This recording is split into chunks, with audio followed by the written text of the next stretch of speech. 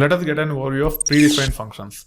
All the programming languages, including Python, have robust set of predefined functions. Predefined function means the function which is available out of the box with the underlying programming language. The functions which we typically develop are nothing but user-defined functions. We can leverage these functions to add key functionalities required as part of our application. At times, we might have to use more than one function to come up with the solution. As part of our applications, typically we read the data from databases or files. Also, data is typically passed as part of requests to us.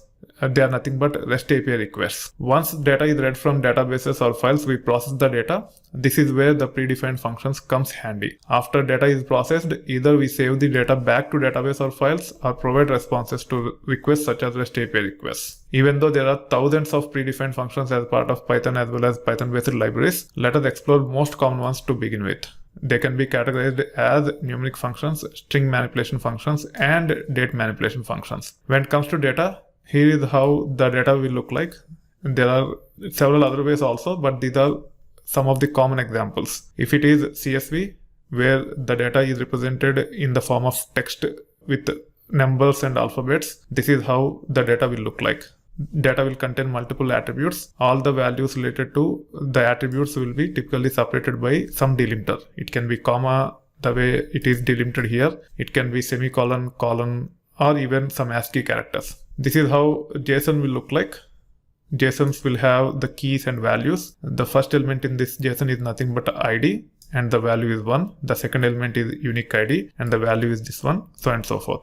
We also use JSON as part of REST API requests and responses. As we get into some advanced topics, we will actually see a bit more details with respect to JSON. However, as part of the topics with respect to this section, we will be using data like this to explore all the functions that are commonly used when it comes to building solutions for our requirements. Make sure you spend enough time and understand how to use the functions effectively, and also you should keep in mind about how to explore the functions depending upon the requirements. You will not be able to memorize all the functions that are available. You should be in a position to quickly get the information about a particular function based upon your requirement. That will come only when you practice a lot using some of the most important functions. Without practice, you will struggle quite a bit to identify the functions that are relevant for your requirements. So first, make sure you get control on the functions that are used as part of the topics in this section. Then you should be able to practice a lot using some common examples, and depending upon your requirements, you should be able to figure out